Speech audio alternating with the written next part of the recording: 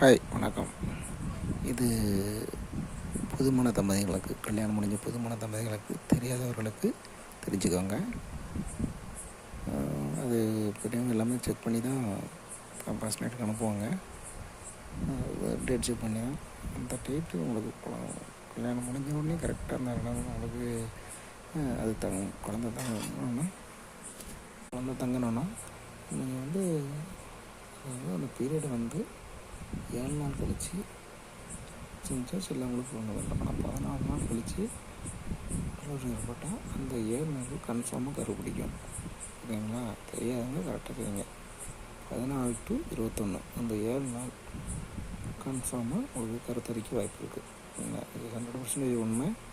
அதை நீங்கள் கரெக்டாக ட்ரை பண்ணிங்க. ஓகேங்களா? ஓகே, தேங்க்யூ, பாய்.